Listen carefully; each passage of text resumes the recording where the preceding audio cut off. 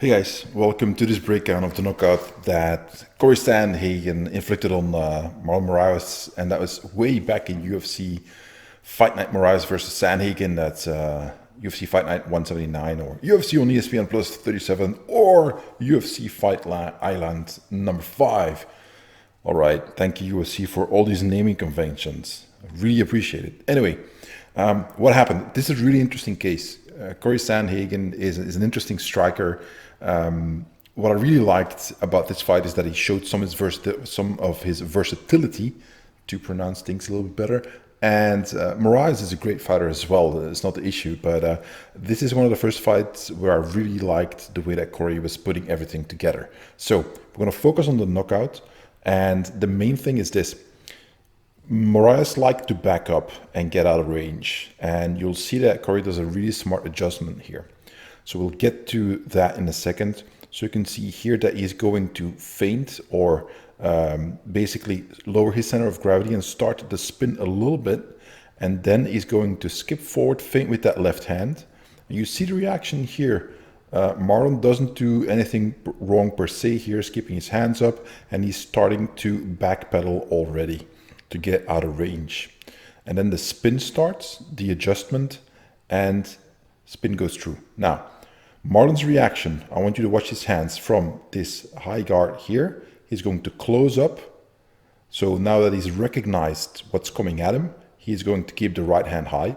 It's great. He's going to bring the left hand across to do what looks like a double block, which is fine. The only issue is that, look at his left hand, so it's traveling. So it is now almost in the double block position, which is great. But unfortunately for him, Cory kicks a little bit higher. So Cory's kick is going to come up just over the hands. And that left hand of Marlon is going to go wide and miss completely. So we'll go frame by frame. Here you see the left hand missing.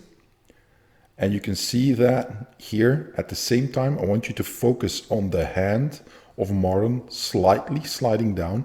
Watch his fingers, see how his head comes forward and his hand slides a little bit down. And there we have impact here. And that's pretty much all she wrote. And then good recovery from Cory. And notice how calmly he's going to walk forward, taking his time. Look at the upright posture, standing up all the way straight, watching what's going on, timing his entry to finish everything off. Marlon rolls with the punches, with the kick, sorry, tries to recover. And here we see the first punch landing. See, that's a really good punch. Look again, half kneeling position is almost there. So Cory took his time to set that up, and then he's just going to rain down blows, and the ref just very correctly is going to pull them apart. So well done. Now let's look at it from another angle. So this is not a great angle, and I'll show you one more in a minute. So what we'll see here, I want you to watch the footwork now of Sandhagen. See what he does, right?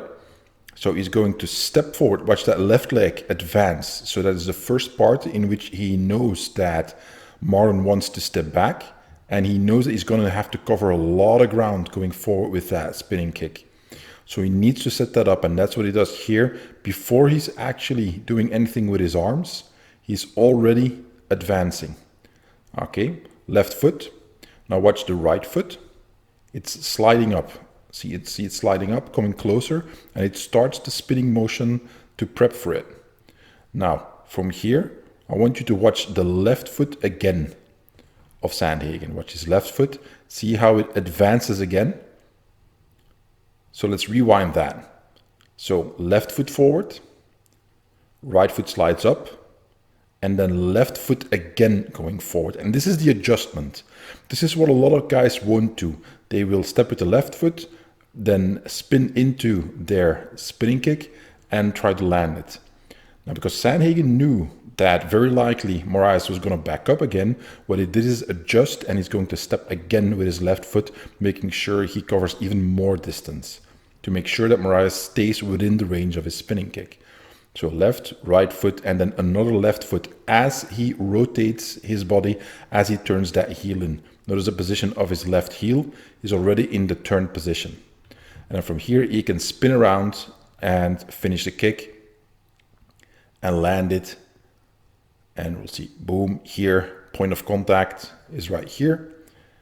Marlon takes the hit, he goes down, and notice again, upright position, looking to see what he needs to do next instead of just rushing in and diving on top. And notice him just calmly walking over. Notice this is just regular walking pace, like you're walking down the sidewalk, and then he finishes things off. So watching this from another angle, so again, you'll see, I want you to focus on the hands this time, in combination with the footwork that I just explained. So watch Cory's hands, low, left foot advancing, right? There's no real movement in the hands just yet as he steps with his left foot. So that is a good indication of how he wants to set things up and make sure that there's as little as possible, let's say, telegraphing of his intent, because at this stage the foot advances, the hands come up a little bit, and Marlon is looking at that and he doesn't have any clue as to what's coming next. So try to be in Marlon's place here and visualize what he's seeing. He might see that left foot advancing, and it looks like both hands come down. That's what he sees. And then all of a sudden the spinning starts. He hears the left hand's going to come forward. So a little bit of a feint here from Cory. It's a very classical feint. Marlon reacts correctly. He starts raising his guard, starts backpedaling. Nothing wrong with that. But it is anticipated and built into the technique of Cory Sandhagen that he's going to cover more distance with that double step with the left foot. So he's going to step here. Notice he's still looking. He's about to complete the turn and he's still looking as long as possible so he can look at the target and adjust the range if need be. And then the spin starts. Good technique. Notice how immediately he rotates his head again to, as quickly as possible, look over his shoulder and see what's going on. And I'm once again pointing out the double guard here from Marlon is great. It's fine. I keep on telling people, don't do a single block against the high kicks, because it's not Muay Thai, it's not kickboxing. You don't have big gloves. The gloves don't take up a lot of the cushioning effect that they normally do. It doesn't work in MMA, so you need a double guard, double block, sorry. So, and from here, you see the left hand is going to miss, and I'll keep going, and you see here the sliding down of Marlon's fingers and the slightly leaning forward of his head, right? So see how he leans forward a little bit? Okay, notice the position of his spine. So he's leaning forward, his head is exposed and leaning into it. That means that there's very little give in his upper body when the kick is going to land. And notice again here, that hand is all the way low, so it's wide, and here we see the impact. So you can see that it's not actually the heel, this is the heel. It's not actually the heel that is touching, but it's more the back of the lower leg. So from the Achilles tendon to the bottom part of the calf muscle. That's the part here that's making the impact. That is by far a much better deal for Moraes than if the heel would have landed, because that would have been an even worse impact to take. So even with that, it still got the job done. So that is excellent work from Cory Sandhagen. I can see this, the spin completes and he lands perfectly here. That is a really great shot. And then obviously the follow through that we saw here. And again, I want you to watch here. See how Cory keeps on watching. That is a key point. A lot of guys spin and then all they can do is recover. It's not enough. You spin, you finish, you look, and notice how he's tracking him. And he keeps going forward and then calmly stepping into range.